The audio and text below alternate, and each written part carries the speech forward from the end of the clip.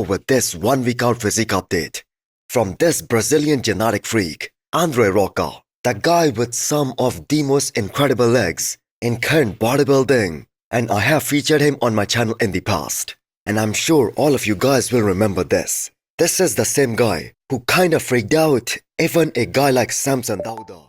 And that happened earlier this year when Samson Dauda was on a tour in Brazil. And even the reaction of Samson after seeing his quads, that was of total disbelief, as this kid is just 24 years old. Right, you need to see Brazilians, they got some bodybuilders, man. We need to be worried. Look at these quads, man. Geez, look, dude. What the fuck is that? What the fuck is that? Being outdoors makes me feel like the most true form.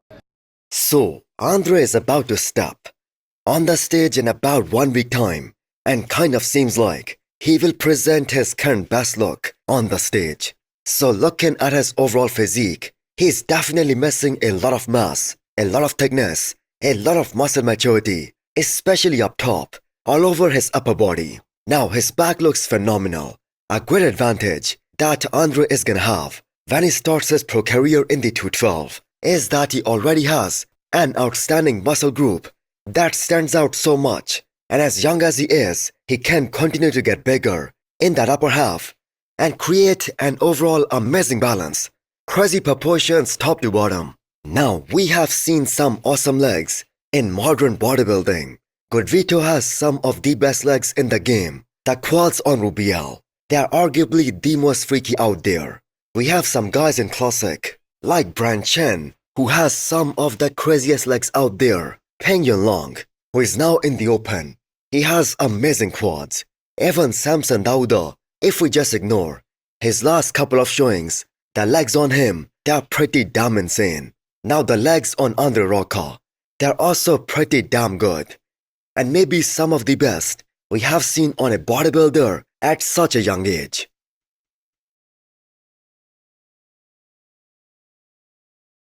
Before you scroll or blink too hard, have you So we are 2 days out from the upcoming Big Man weekend, the last open show of 2025.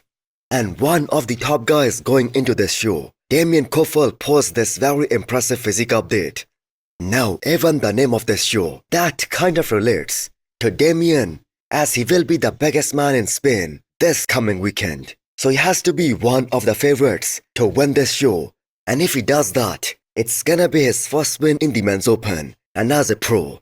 So not many people out there noticed him at this year's Romania Pro, because the entire focus of the whole bodybuilding world, the media, the fans, that was towards Andrew Jacked and Juan Pradels, as they were the top two, and everyone was praising Juan and how great he will be in the future. But these comparisons of the top three from Romania, they are very clear to understand, and that goes to show us how big Damien really is, and all of the shows that he has done in these past couple of months in the post-Olympia tour.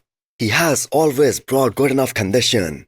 The Prague Pro was one hell of a deep lineup, and even there, his conditioning was sublime. So just because there are no big stars at this upcoming Big Man weekend, the lineup here, that is relatively weaker. So almost everyone out there, including Damien, they will get a very good look by the judges, and if he looks anything close to his Romania Pro look, he has got a great chance of winning this upcoming show and securing his Olympia spot. And the whole of bodybuilding world and the media, they will start to give him a lot more credit and respect after they begin to realize that Damien is a former classic physique competitor, a guy who actually competed at the Olympia in classic physique category just a few years back. So Mark Hector also posted a 2 days out physique update from this upcoming Big Man weekend, going through his last training session. Arguably one of the favorites to win this upcoming show. Now this is gonna be his 4th show of the year, and his second one with Patrick Tour as his coach. And we just saw them do their first pro show together in Japan. And that, I'm gonna say, wasn't a good look by Mark Hector. So he's supposed to show up a lot better, a lot tighter, and in a far better condition than what we saw 1 week ago in Japan. So he placed a very respectable third behind Quinton and Urs at Italy Pro and Europa Pro, the shows that he did before the Olympia this year. But this is his chance to win his first pro show and secure his Olympia spot.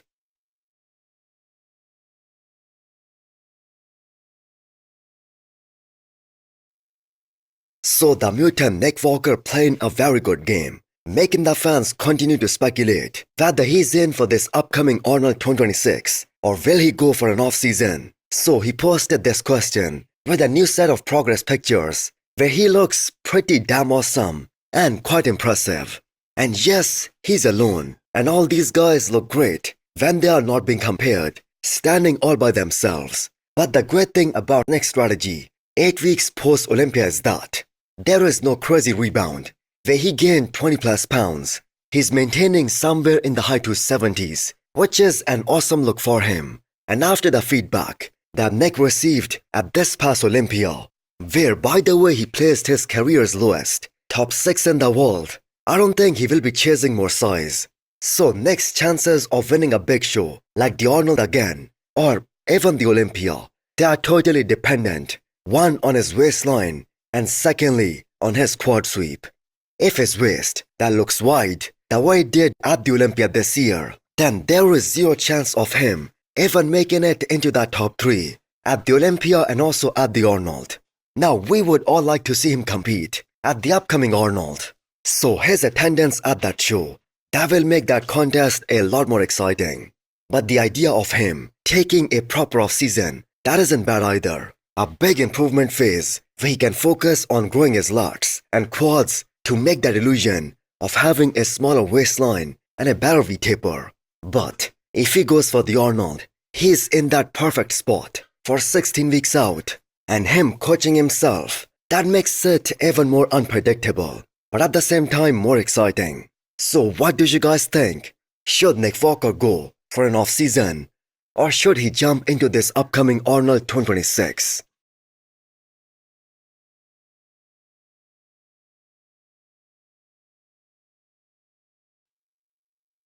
So are we looking at our next Arnold champion and possibly the Olympia champion too? So Andrew jacked, casually walking to his car, looking like an action figure today. So this man is on a mission for 2026. We just saw a glimpse of what Andrew is capable of doing during his run this year. So he did a total of 4 shows, and in 3 out of those 4 shows, he brought the best condition of his career. And the best thing for Andrew is that the way he ended 2025 season with that win in Romania, which according to Andrew and his coach, that was the best combination of size and condition that makes him the front runner to win this upcoming Arnold. So Andrew has the best structure in current bodybuilding scene right now. He has that best overall X-frame, the thickness that he was missing earlier during his career from the side and from the back. He has also fixed that to a certain extent, and he's gonna keep on building on that. And I am very certain he's gonna be the absolute favorite to become the Arnold champion next year, and maybe the biggest threat to Derek Lunsford for the Olympia next year. So that puts Chris Aceto in a win-win kind of situation, as Andrew and Derek, they're both being coached by Chris. So is Andrew the most impressive looking IFBB pro walking around in a tank top?